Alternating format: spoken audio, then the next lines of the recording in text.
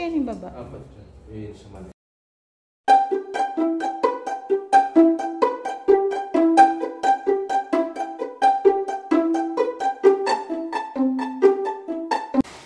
Hi guys, it's Riza and welcome back sa aking channel. So for today's vlog is maggagawa tayo or magdi-DIY tayo ng Korean blinds. Pero bago yon, dumaan muna ako dito sa Ideas Home Furniture dito sa may Tarlac City at magbabayad muna ako ng aming pinagawang sofa. So nagpa-made to order kami ng sofa dito guys. So pagdating sa bahay guys, ayan, na-unbox na ni Hubby yung mga Korean blinds. So hinahanap niya yung manual kung paano sila install, pero sadly walang manual na kasama. So talagang from the scratch yung pag-install namin at inaral namin siya ng mabuti. Dito sa gitna. Ibaba muna natin kung ano.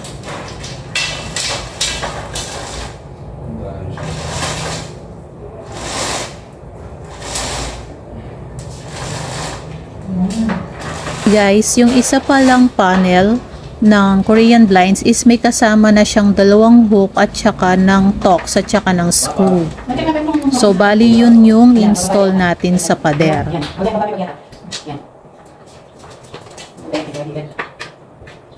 Dito ko. Minsan ko siya. Diba? Tapos pa natin. Okay na lang. Sa akin may imitan niya sa pero sa iliman. Ipalit.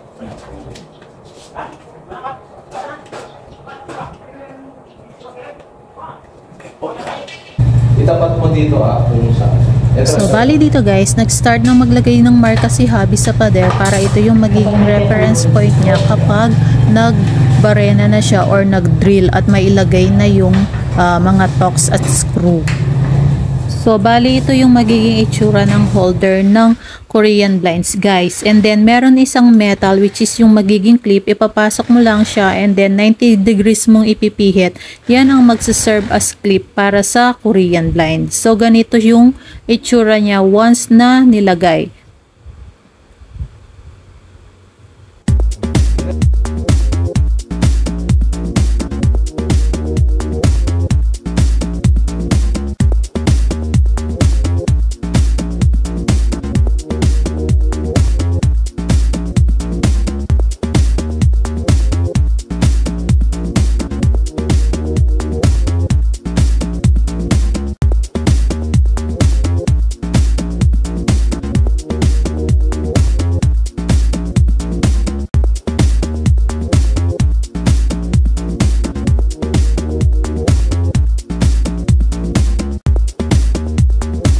Niwawa siyang maralika, Tiabi. Uy, ganda.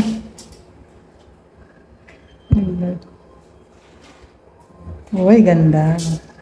Ayas, anong masasabi mo, Mr.? Nakakapagod pala siya. Tapos laman ng utak ko sa ano na yun. At dahil meron pa kaming natitirang 3 bintana guys, so repeat process lang si Hubby.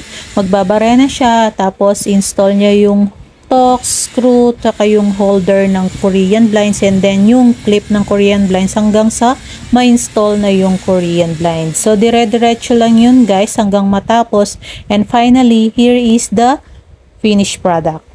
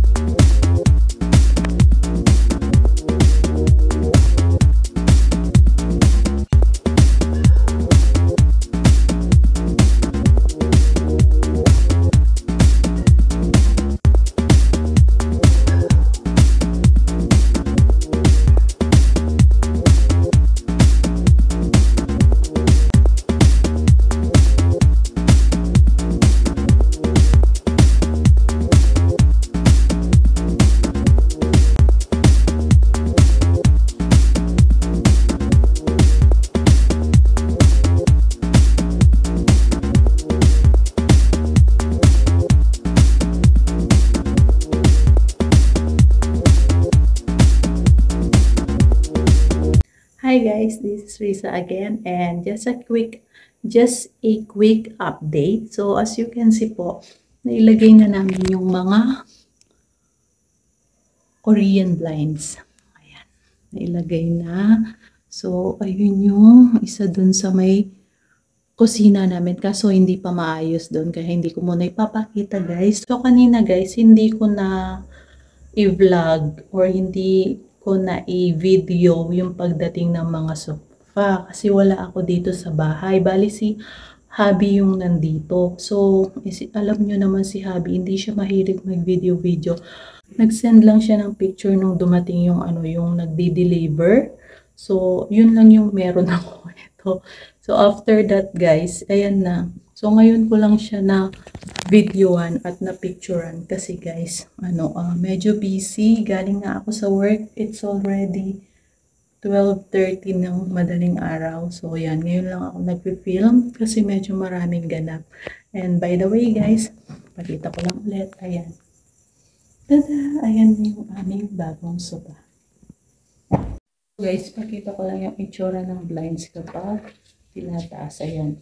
Naggaganyan yung, pwede mo siyang ganyan na gamitin para pumasok yung light or kung gusto mong i-block yung light. Ayan. Diba? So, ilalagay ko sa description box yung link. So, ilalagay ko dito sa side na to yung picture ng shop guys. And ayun, dito lang yan sa Tarlac City sa may San Rafael. Diyan namin in-order tong aming makita, sofa. Ayan. So gray yung theme namin. Gray, black, and white yung theme namin dito sa bahay with a touch of kahoy. Ito yung aming pintuan. And naglagay na rin pala ako guys ng throw pillow. Actually guys, itong mga throw pillow na ito is matagal na sa akin. Nabili ko sila noong 2019 pa. And ayan guys, nagagamit ko pa rin including itong mga pillowcases. Yan. Actually, meron pa nga price yung isa kanina. So yung ingay guys, ayan, naglilipat kasi kami ng ibang gamit. So nasa sasakyan pa yung mga ibang gamit. Pero ayun lang guys. And thank you so much for watching. See you on my next vlog.